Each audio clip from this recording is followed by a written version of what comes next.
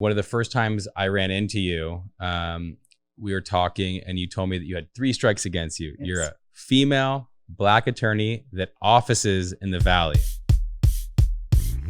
LawFlip, objection, Your Honor. Turn the game upside down. LawFlip, objection, Your Honor. Turn the game upside down. Happy Monday, everybody. This is LawFlip. This is an unfiltered conversation about law, life, politics, and everything in between. It's not only the end of the year, it's the end of a decade. And today we talk about many things of the 2010s, past and present. We get into the life of a top attorney, Tabetha Plummer. She's an entertainment attorney. She's a sports agent. And we're going to get through all of it today. So I'm Benjy Smith with Louis Benowitz. Shalom. And we have Tabetha Plummer. Happy Kwanzaa. And so let's flip the game upside down. Guys, how much fun is uploading receipts? Oh, God. It's almost as much fun as going to the airport. Everybody hates doing expense reports. So get your time back with RockPaper, the revolutionary smart payment system that empowers modern business users to create physical and virtual credit cards with programmatic spend controls. It also automates the entire expense report process for you. A limited number of LawFlip listeners can join the RockPaper beta. Go to rockpaper.com/LawFlip. That's rockpaper.com/LawFlip. Stop doing your expense reports now. Join the movement. Tabetha, so happy to have you. Really appreciate your time. No, thanks for the invitation. So to lighten it up, keep it loose a little bit, all right, we play a game here called How Well Do You Know Your Clients? Okay. So we know one of your clients. We know a bunch of your clients, okay, but one of them wrote an instant classic. I think it was 20 plus years ago. And I'm going to start singing the song. And you have to join me if you can. I think you can. But okay, let's try this. Okay. 1, 2, 3, into the fall. Snoop Doggy Dogg and Dr. Dre is at your door. Okay. So you did it. All right. Yeah. Okay. So what is it like to represent someone like Snoop, aka Calvin Broadus? Oh my goodness. Well, I never take my representation of anyone lightly. So it's fun. It's exciting. There's never a dull moment. But the cool thing is a lot of times we get to be on the cutting edge of new stuff.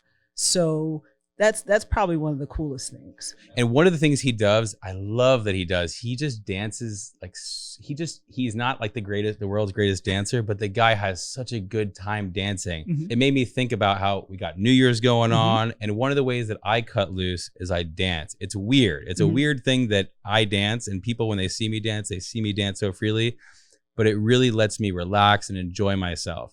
What are some things that you do to relax and enjoy yourself to get away from the madness? Well, I dance.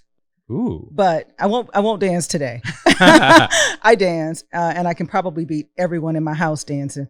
Ooh. Okay, we got Tabetha's family in the audience, and they're looking at her like she's crazy. But my bet's on Tabetha, so keep it going. You. So you like to dance? Anything else? I do, but you know what's interesting is that while everybody's out dancing, what I probably would enjoy doing more than anything is staying at home and putting myself in the off position. Is that how you unwind? You just chill out? It is. I like the quiet. I like the stillness. And so it's a contrast to my everyday. Sure. It's like I wake up in the morning, it's like, team on 3, or, let's go, or we all got to huddle and it's time to break and go. And so when I can, we can have some downtime. I love Absolutely. it. Okay. So you're a lawyer, you're a sports agent, certified by the NBA and NFL. You're a lecturer. You won an award, ASCAP Woman Behind the Music Award. And you also used to work for the U.S. Marshal Service. Yes. So you're an extremely accomplished and strong, powerful woman. Mm-hmm. Did you always know that when you were a little girl, this is how it's going to turn out? Well, I still get stories from people who tell me, like some of the young guys, like they're like, you used to boss me around in kindergarten. And I'm like, and I'll boss you around today. But I think that just comes from being around a bunch of strong women. But it's also important to be able to find the balance of when to boss and when to know, when to sit in the passenger seat and go, you need some directions, or are we good? Absolutely. So, yeah. So, and at LawFlip, we like to talk about how to operate in a different way. So many of our counterpart lawyers, they're not very happy. What do you do to operate differently? What could you tell the LawFlip crew out there, what you do differently and what they could take into their own personal and professional lives, and how to operate in a different way, which keeps you sane and happy? I think that people just have to find that other thing or those other things that they really enjoy and do it, whether it's finding a great book and to lose themselves in a great book, whether it's exercising to, take some of the stress and tension off, whether it's traveling, whether you've got to set boundaries. That's really, really key, because if you don't set boundaries, people will pull at you all day, every day. So you've got to know how much you can take and when you need to actually turn, or as I like to put it, put yourself in the off position. Sure. And when it comes to putting yourself in the off position or taking, like, you face all sorts of adversity in your work on a day-to-day basis. Is there some sort of mindset that you've created for yourself that you could share with everybody on how you tackle these adverse situations? There's a tough client, a tough opposing counsel that you're negotiating a deal with. One of the things that I worked really hard to try to incorporate this into my everyday living, and that is I try to not take things personal. I understand that a lot of what I do, I'm going to get a no. I don't mind getting a no. Sometimes a no is just simply a no, but I actually like getting a no with some sort of an explanation so that I can either take that back to the client, whether it's let's say I'm helping a client shop for a record deal. It could be, we can't sign this particular artist because we've got 3 other artists that we just signed who are just like this person. Has nothing to do with the artist and their talent, but just that they have someone who's just like them. Capacity issue. Exactly. So no with an explanation is always a good thing. Not taking it personal. But the biggest thing for me is to just not be reactionary to a lot of stuff. We talk about that all the time here. God. So and yes. what do you tell yourself? Somebody says something jerky to you, somebody says something that provokes you. The inner Tabetha wants to say. The inner Tabetha is like this. She's typing like a mad, crazy woman. And then she breathes and she takes a step back and she says, I'm not going to feed it, because if I feed it, it will grow. I don't want anything negative growing here.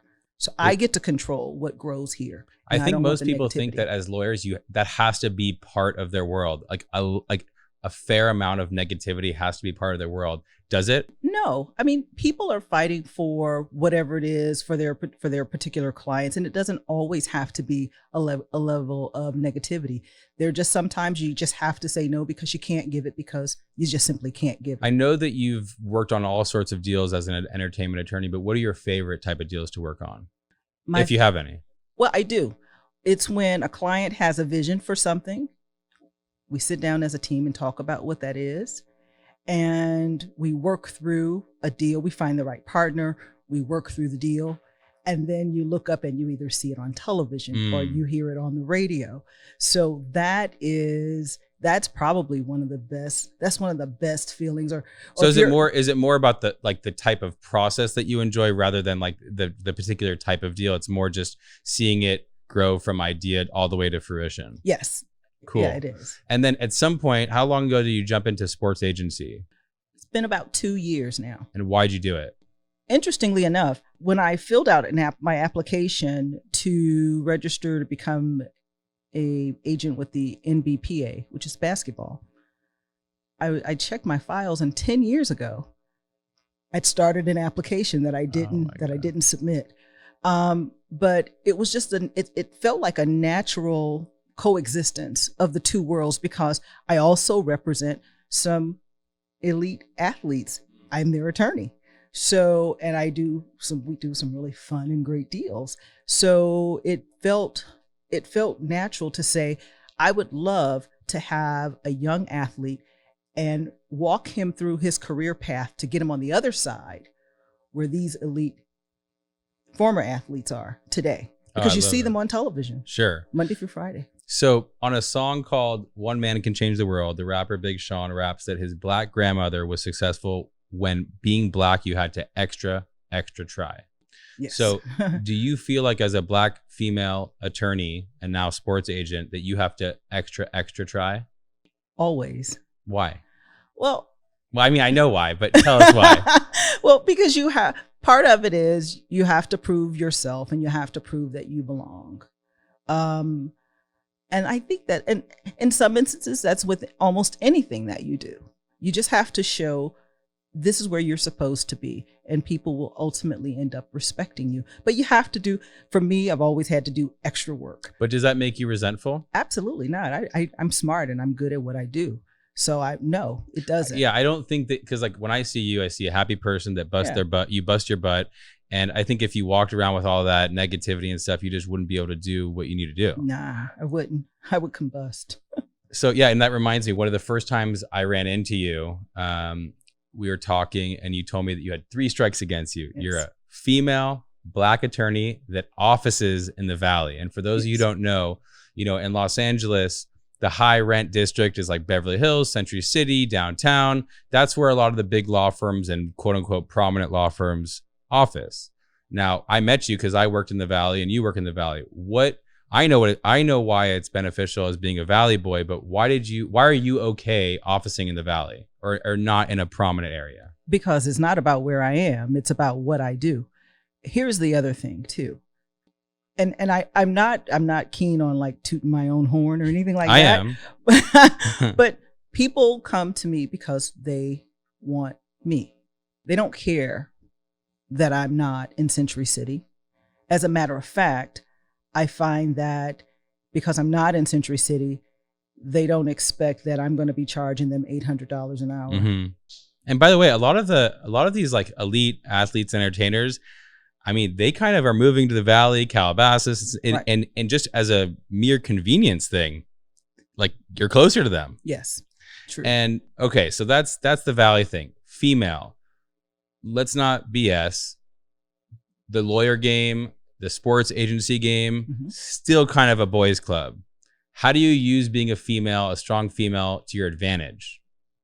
I use it to my advantage in a couple different ways. One, sometimes you have someone who just says, I just want to help. I want to help a woman.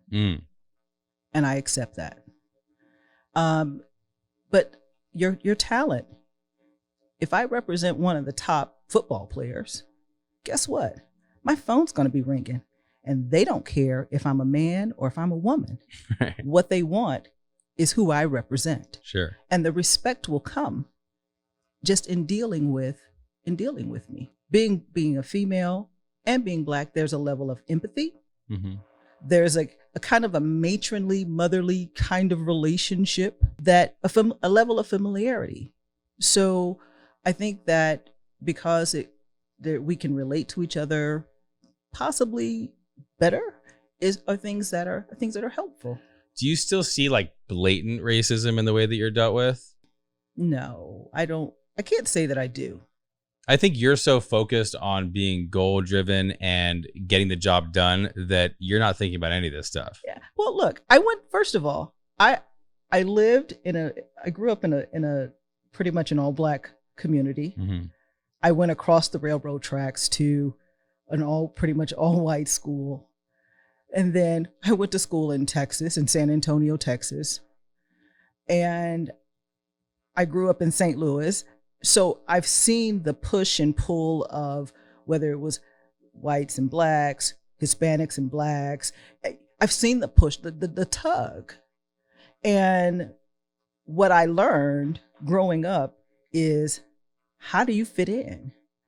And so I avoid a lot of that by figuring out how I fit in. Speaking of racism, Colin Kaepernick still remains unsigned after multiple seasons in spite of objectively worse quarterbacks being in the league. So we all know Kaepernick embraced controversy by kneeling during the national anthem in support of the Black Lives Matter movement back when he was still in the 49ers. While he's cleaned up and gotten a Nike endorsement, he's still blackballed basically from the NFL. What advice do you have for clients when their personal beliefs and career goals conflict with each other? I just make sure that they understand that and that they see it, that they are able to take a step back and see it from every viewpoint, and that they understand what those consequences are and that they're prepared to deal with it. I always want to prepare them for what I'll call the real.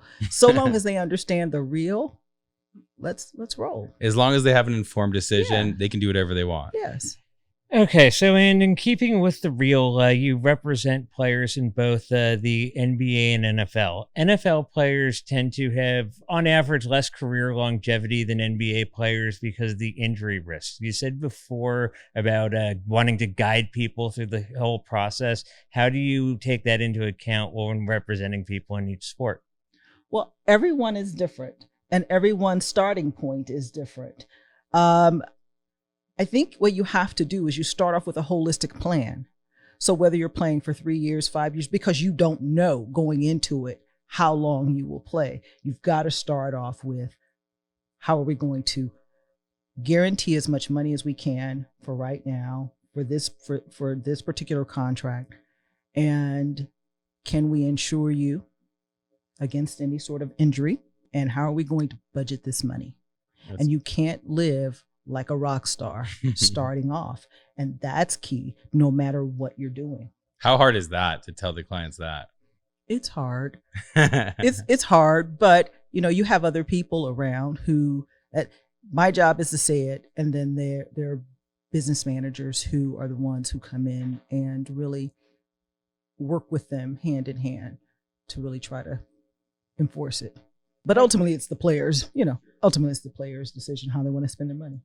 Okay, and on the thought of players and how they get their money, teams are becoming increasingly data-driven, relying on advanced metrics to set their valuations of players. How does this approach taken by teams factor into how you approach negotiations with teams? Well, the data is important. The numbers speak for themselves. But at the end of the day, you've got to look at the data, but there's still people. This is still a people-driven business.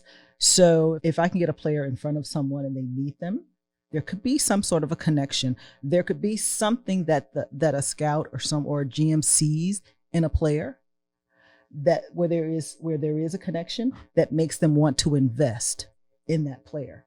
So if I can get a player in front of someone, that helps me exponentially.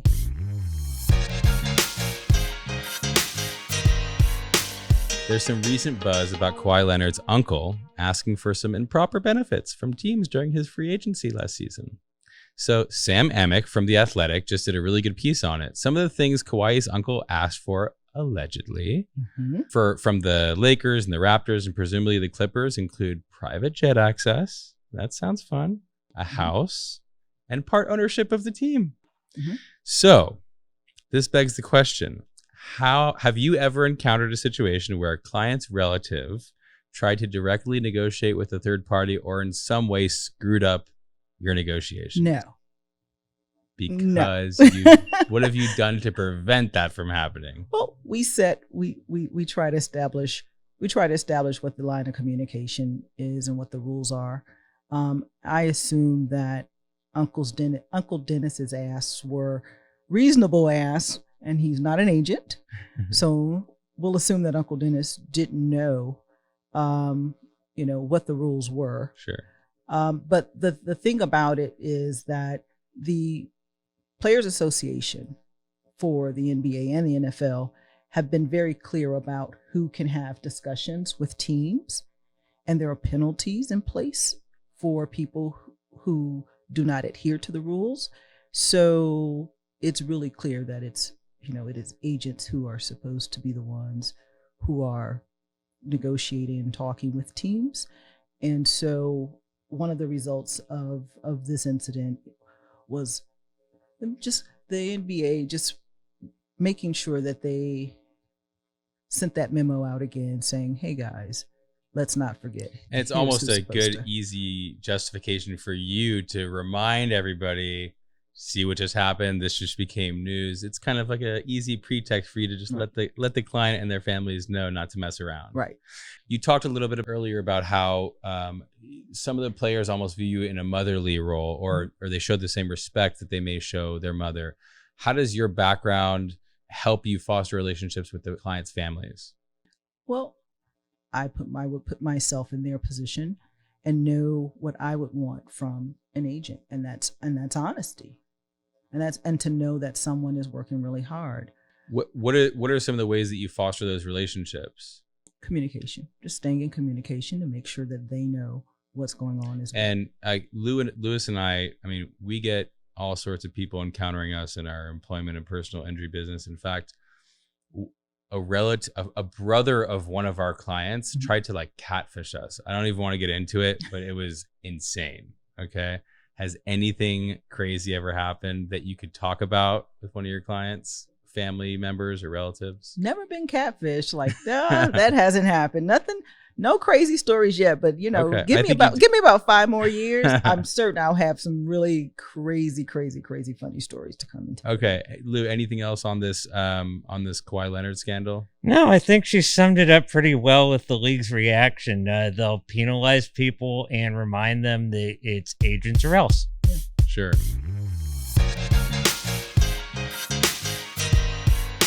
Okay, so then we're going to move on to one of my favorite segments. It's usually deal of the week, but because it's the end of the year, it's the deal of the decade. I'll go first. So one of the things that I've done in the past year is I started my own firm, and I was working more like a traditional lawyer for about 10 years. And I personally felt that it was less risky to be doing that.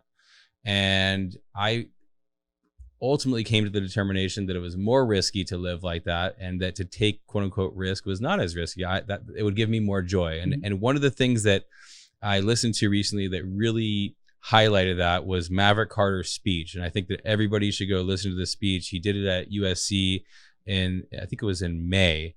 And he basically just talks about this very thing, how sometimes the thing that is what you perceive to be the least risky thing is actually the most risky thing. And so my recommendation is go check out this speech, do something different.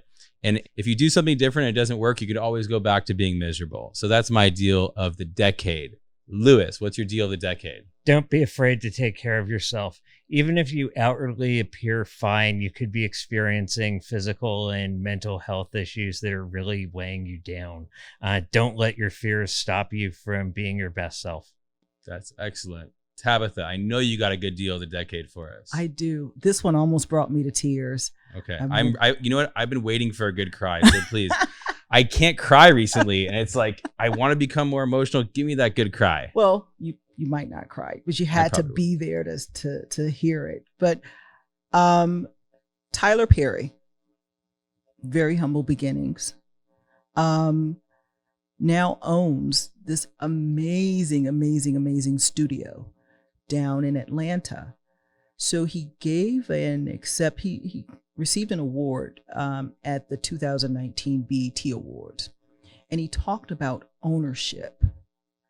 And it was so stirring and so moving that like I'm standing up in the house like clapping, like, oh my God, like that was so amazing. So to see the magnitude of the studio and to know that he started off doing stage plays that toured, and the primary audience was African American church people, to see where he is today, it shows the power of the African American dollar, but in addition to that, how he has grown as an entrepreneur and as a businessman, and implementing his vision to own what he does. That's beautiful. It is amazing. That really is beautiful. Yeah. I'm not quite at the tears yet, but I may go home and cry at home. You'll cry if you watch it. I'll go watch it at home, and I probably will cry. You'll want to own the entire block.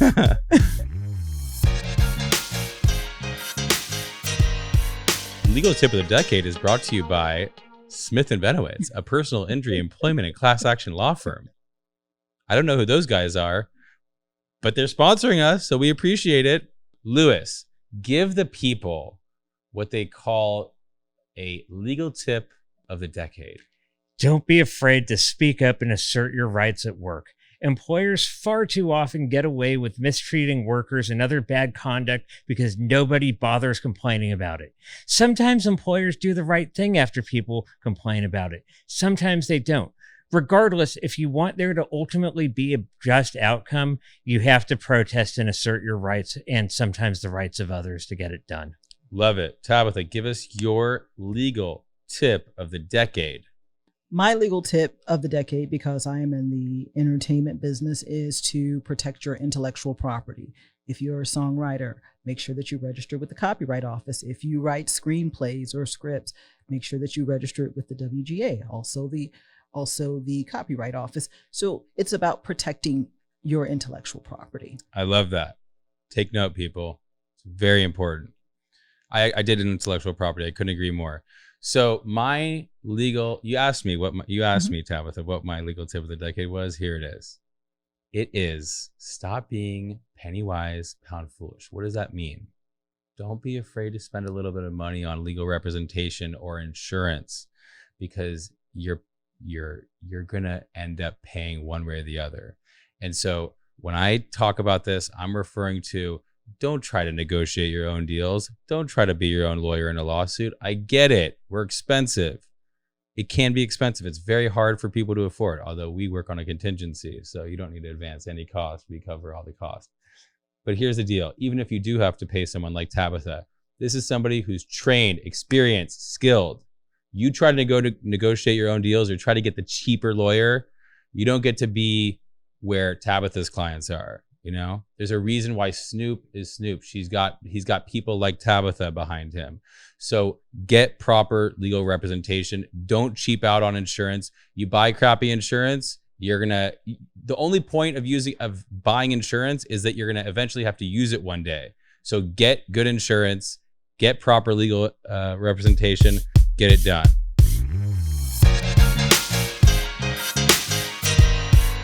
Tabetha, I really appreciate you coming by. I feel like I could talk to you for hours and days, and just I get so much from talking to you, and I really appreciate you taking the time to come here. Same here. Thank you for having me. And I want to do a quick shout out to my brother, Sammy Smith. So he's a wild guy.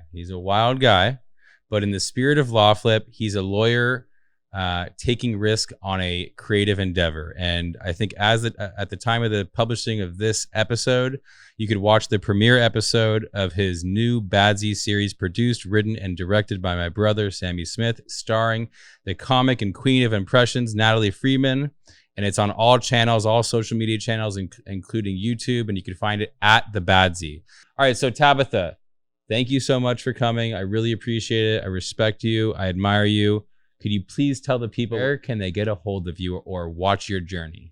They can find me on Instagram. My Instagram handle is @AgentTabESQ. And you have a long email, and we're going to change that. But what is it, just in case they want to get in touch with you with the old school way? These kids these days, they just go straight to Instagram. But let's just try email for a second. Okay, so old school, if you want to reach me at my law practice, I am Tabetha at plummerlawgroup.com. Or if you're interested in representation, then I am Tabetha at representprosports.agency. We will be changing in the 2020. A lot of change is going to happen. Hopefully we get a new president, and hopefully Tabetha gets a new email address. Let's go. Happy New Year, baby. LawFlip, objection, Your Honor. Turn the game upside down. LawFlip, objection, Your Honor.